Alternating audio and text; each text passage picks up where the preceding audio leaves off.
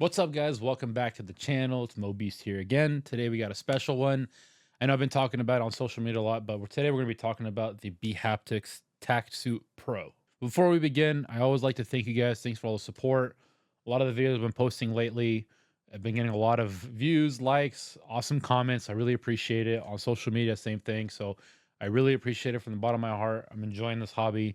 Talk about video games, VR, and all different types of aspects of gaming, from retro to VR to little nuances and accessories, all alike. So I'm enjoying it. So thank you guys again for all the support. Before I begin, I want to make a disclaimer that this is not a sponsored video. I am not sponsored by Haptics. They were kind enough to send me the new TactSuit Pro, as I own the X40 beforehand, and I did a video on my own as a consumer. They were nice enough to send me the TactSuit Pro, and I am free to say whatever I want, talk about whatever aspect of the suit, and give my honest opinions. So you guys don't have to worry about me withholding any information or anything. This is an honest review and impressions within the first few weeks of owning this device. And here we go. I know with VR, a lot of people do get turned off with a lot of the setup. There's a lot to it. There's, sometimes you need a PC, but nowadays you have the standalone, all these extra accessories, the setup and everything. It might seem very daunting to a lot of people to even add accessories on top of the VR headset. So I know that's always in the back of people's minds, but I want you to, when you're watching this, to keep your mind open, because VR is still a growing medium. It's made a lot of strides and a lot of improvements over the last 7, 8 years plus. Especially in the last 5 years, it's grown exponentially. So just keep an open mind when watching this video. Like I did mention before, I'll have it here on the screen. I still do own the X40, and I did a review on it a few years ago. So a part of this video will be a deep dive onto the TactSuit Pro suit. We'll talk about, some of the specs. We'll talk about the setup and everything. And towards the end, I will have a section of the video where I'll do a comparison to the X40. This is not a complete comparison. Not a comparison throughout the whole video, but there will be aspects of it where I'll compare it to the X40, because I know there's gonna be some people that if you heard about this suit, you most likely own it already, or at least have heard of it. So you all know about the X40 and the X16 beforehand. So I will be comparing aspects of the X40 and the TactSuit Pro in terms of certain cases. But I'll do my best, and here we go. So out of the box already, this suit definitely feels a lot more premium. That it looks like a piece of armor out of a movie or a video game, and it definitely has that feel. It's like that rubber. I don't know what material they use, but it does have a little bit of hardness to it versus just like a mesh like the X40, where it does kind of sag. So it kind of makes it a little bit more sturdy, it feel a little bit more premium. So right now we're gonna go into a little bit of the specs that I have listed on the website, that usually a lot of people will ask. I know the biggest thing is the amount of motors. We'll go into that later on in the video, but the TactSuit Pro does come with 32 motors, 13 and a half hour playtime estimate. It takes about 5 hours to charge. It's compatible with PC VR, Quest 3, and PlayStation VR. And again, it still has the Bluetooth connectivity and the audio to haptics connectivity. So essentially, it's a same thing as the X40, but the motors definitely are less by 8, because the X40 obviously in the name has 40 motors, and this one is 32 motors. And they couldn't really call it X32 because they'd be like, oh, what's this, a downgrade? So they called it TactSuit Pro, and we'll talk about some of the aspects why it makes it pro. Other than the premium feel, the thing that, the highlight of this suit that they highlight in the videos and some of the features is the dial. Now, it is kind of a cool little quality of life touch. Not only is it an on and off button, because in the back is your main control center where you plug in for charging, and you press the on and off button in the old suit. That's still there. This button only also acts as a dial to adjust the haptic feedback levels, instead of always closing out the game or exiting out of the game, messing it up, or going to Steam VR, go to desktop and try to get it right, or take off your headset and adjust the settings there. It does have that dial. So that's, to me, is like a huge quality of life feature, just to have that there. So I give them, some props to that. So now we're kind of done with the overview of what you would see on the website, some of the marketing, initial stuff you see on social media about this suit. Now let's go into a little bit more of categorized deep dives about the suit. So before we begin to talk about comfort, I want to give you guys a heads up. I am 5'10", 220 pounds, and I work out. So I'm a little bit of a bigger dude. My shoulders are wide naturally. And I do work out. I have muscles in my back and everything. So wearing these suits do have, some concern. I was like, how is this gonna fit? How is this gonna feel? So a lot of people will be like, how does this fit for certain size types? So I'm not above 6 feet. If you're above 6 feet and a big person like Skiva, I know he still wears that suit. But for people who are around my height, probably around the same weight or workout or not, so keep that in mind. So when you're talking about comfort, it's very subjective to everyone, but definitely they did bring up the quality of the stitchings of the adjustments. I remember even till this day, even now when I was testing out the X40 again, there have been times where when I would tighten the suit as I used it and take it off and then put it back on, there've been times where I felt the stitch kind of like make a stretch or rip sound on the inside. I didn't see any rips. I'm not saying my X40 ripped and it's not durable. I did hear some things, and it definitely feels like the X40 is not as premium as the TactSuit Pro. They did up the quality of it, the feel of it, the comfort of it. It definitely doesn't have that sag because you have 40 motors on the X40. Even though 32 motors is still a lot, it's that armor feel that I was talking about, like that casing for the motors. It doesn't feel like the suit sags like in that mesh, like the X40. You'll see in the videos I put it on and I wear it. You'll see. Um, it doesn't feel like it just weighs you down. It's kind of just sits on you versus just it's sagging into your body. So that was a big plus that I really liked about the X40.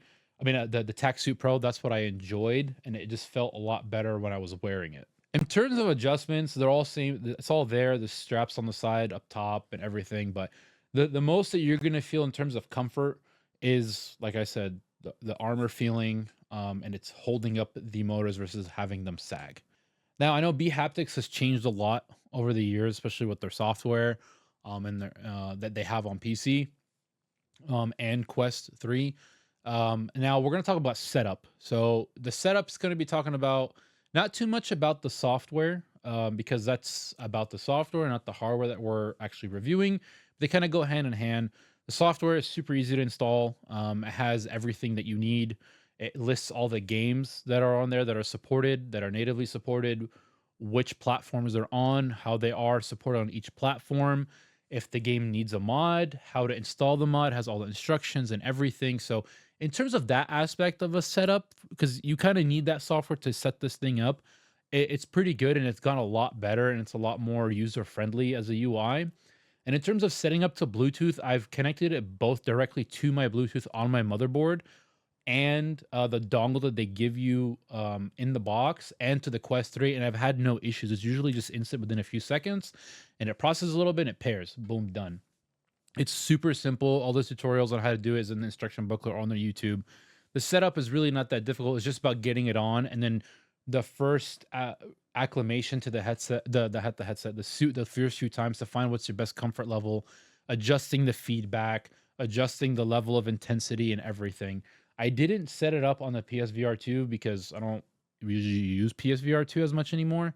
And it's not as supported in terms of games as PC VR and Quest 3. Those are the biggest VR platforms. And with PSVR 2, if it's not natively supported, you're gonna have to use audio to haptic feedback. So I kind of just stuck to Quest 3 and PC VR, but it is support and set up on PSVR 2. So overall, the setup's super simple. Like I said, you can adjust all the feedback settings. You can go up to 2 times the strength, drop it to half, drop it to 0.25 of the strength. You can see all the software on there that's supported, all the details and everything. And that was a really nice touch. It has the audio to haptic section too. So the setup overall isn't as complex as a lot of people would think. You don't need the dongle if you have Bluetooth on your motherboard. If you have the antenna or built into the motherboard. If you don't, they send you a dongle. If you lost a dongle, you can use any Bluetooth dongle that you can get your hands on. Quest 3, super simple. You go in the settings, go to Bluetooth, select it, boom, done. Download the Haptics Player app on Quest 3, get initially set up, and that's it. There you go. It's super simple, and there's a lot of YouTube tutorials out there. So setup, they've made it really simple for, just keeping it up and updating to making the TactSuit Pro X40 and all the other accessories they have. So it's not really tied to the TactSuit Pro, but the overall setup of the TactSuit Pro is just as simple as any other device that they have. Now, the next section is about compatibility.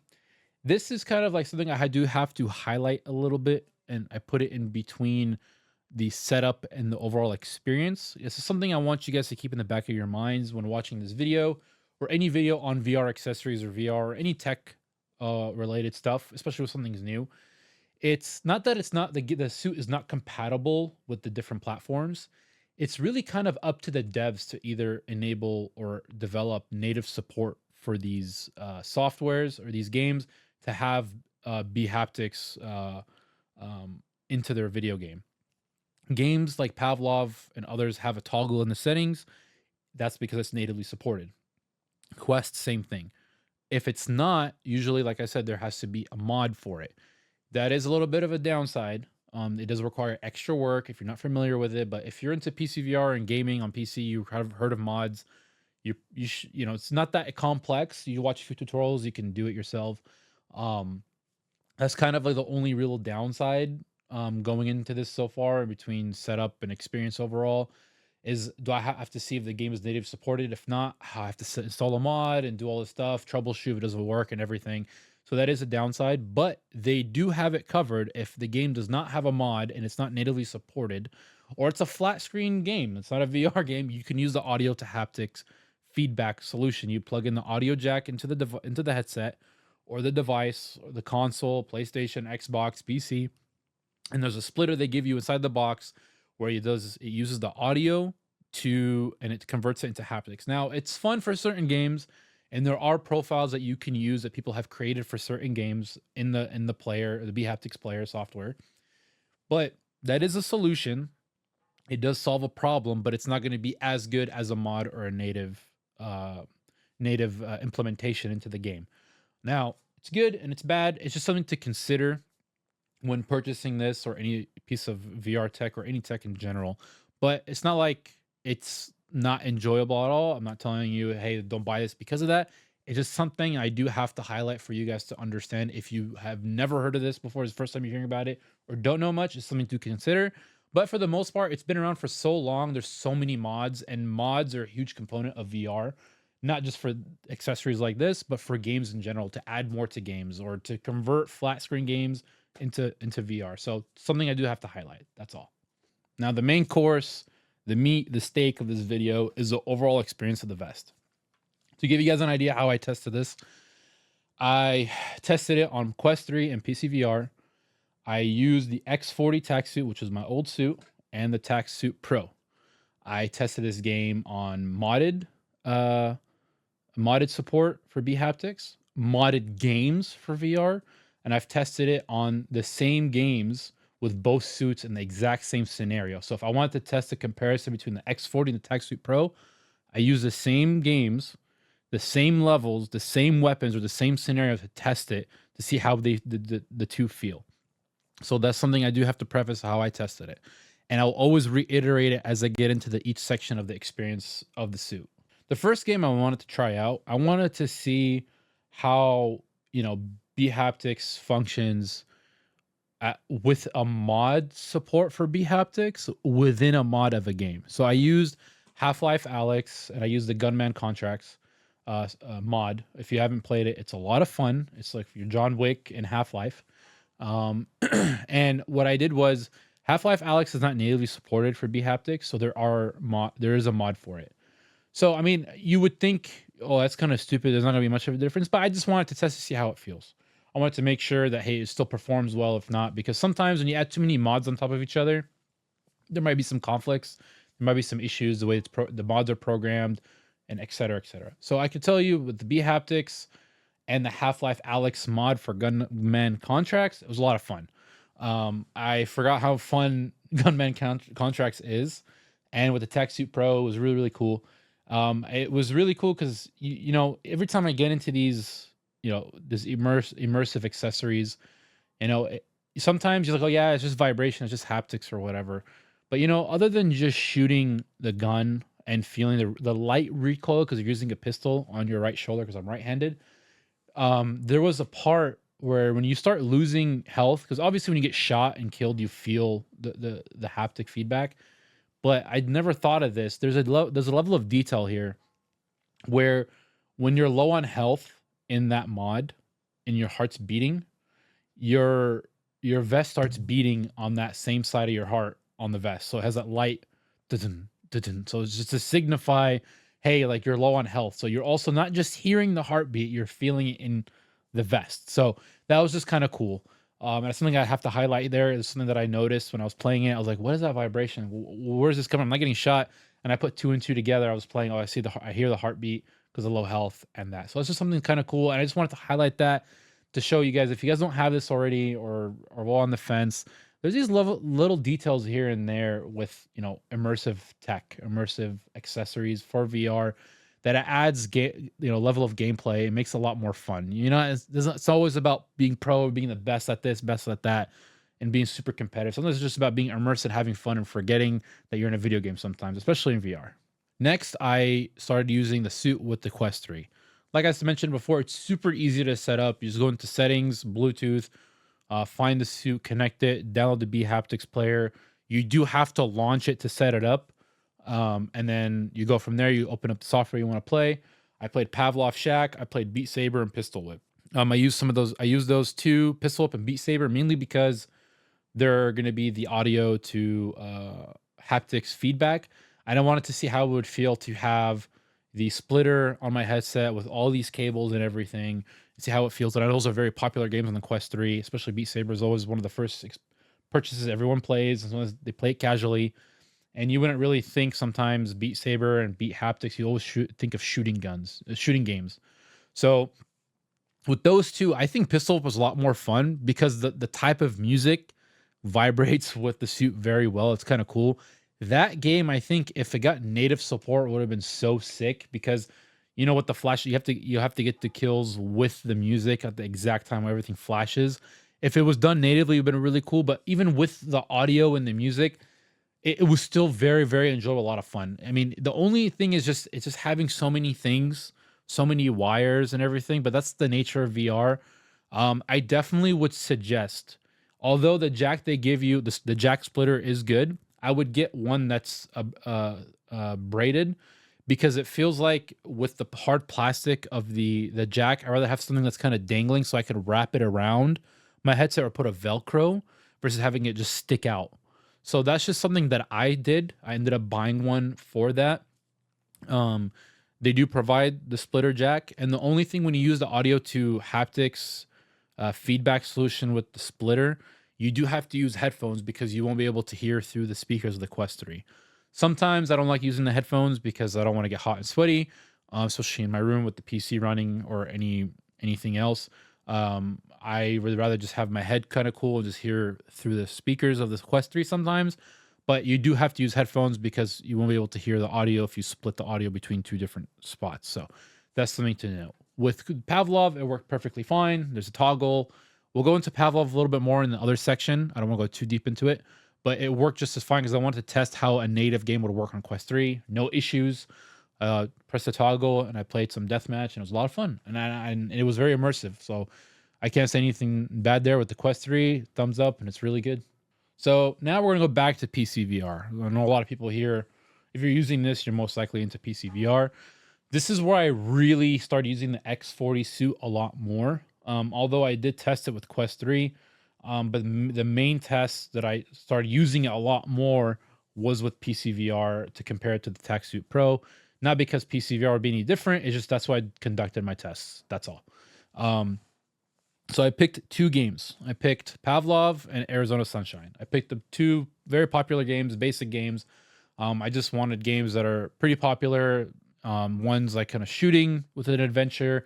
One's straight up multiplayer with a lot of action, and see how it feels between the two.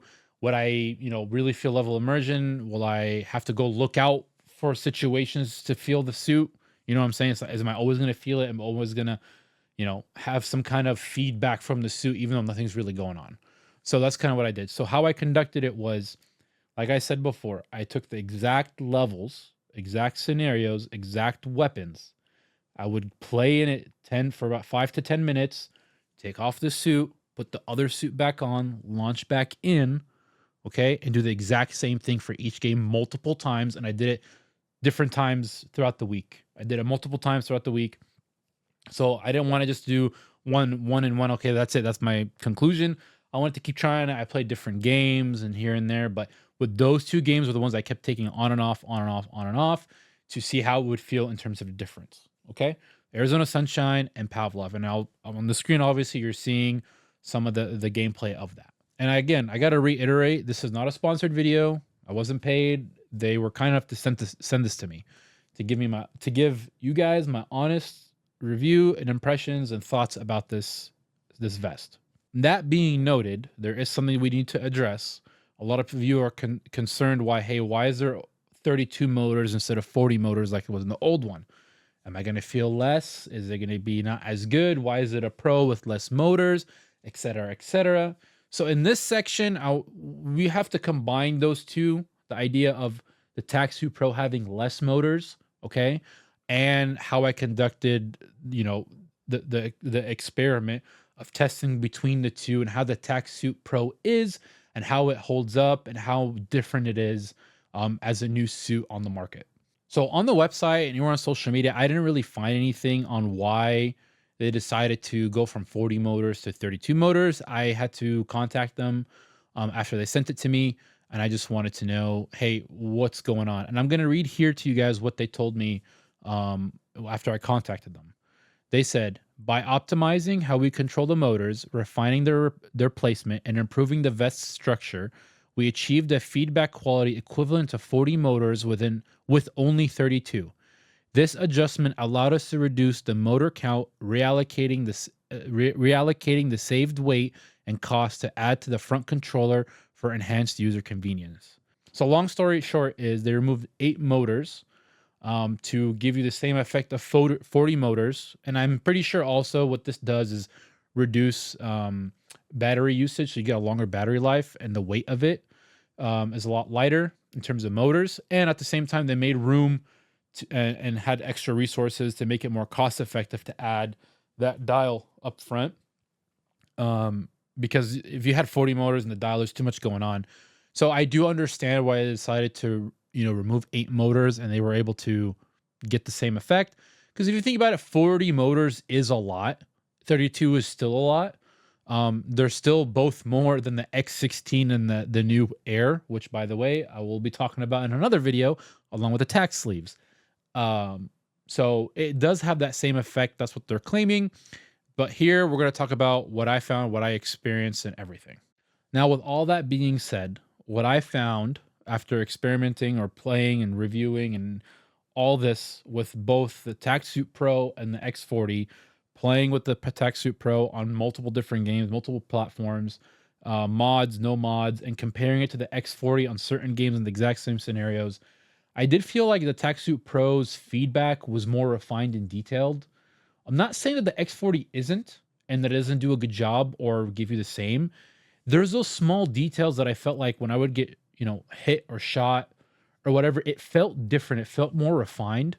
I thought at first, the first day, I was like, maybe it's just in my head and it's a new thing. So I started playing with the X40 a lot more for a little bit. Then I would jump into the TactSuit Pro and I would feel a difference. Okay, let me play the TactSuit Pro more for a few hours and then go with the X40 for a little bit. Will I feel the same? And I felt the same. It was just the X40's vibration just felt not aggressive. It just felt like it was just there. But the TactSuit Pro feedbacks was a little bit more purposeful. And I was like, maybe it's just the adjustments. I kept adjusting it different ways. I just think that what they essentially did was just improve on the X40. They made it more battery efficient, made it more comfortable, added some quality of life features. I'm not knocking the X40. I'm not saying that it's a bad vest. I'm not saying it's trash. I'm not saying the TactSuit Pro is revolutionary, but there are a lot of quality of life improvements to the vest. From the feedback to the feel to the extra, quality of life knob, and it just the premium feel of it. So this now goes into who is this for and should you upgrade? Should you get this? Now, if you've never owned a suit and don't have one, then yeah, if you're considering getting a B-Haptics vest and a haptics vest for VR, and you can also, again, use it for flat screen games. You have PC VR or just Quest 3. It's something that I would really consider. It's something that if you're really an enthusiast about VR, you're into the hobby for a long time, into the platforms, into the medium, and you want something more to give you an extra level of immersion, I would say go for it. It's definitely a good suit. They made a lot of improvements, and you can see, as I mentioned before, there's a lot of mod support. There's a lot more support for it. There's a lot more games coming out natively. If there isn't, there's so much mod support, and the UI for the software's got a lot better. So you're jumping into a new product with good amount of support. Now, could it be improved? Definitely.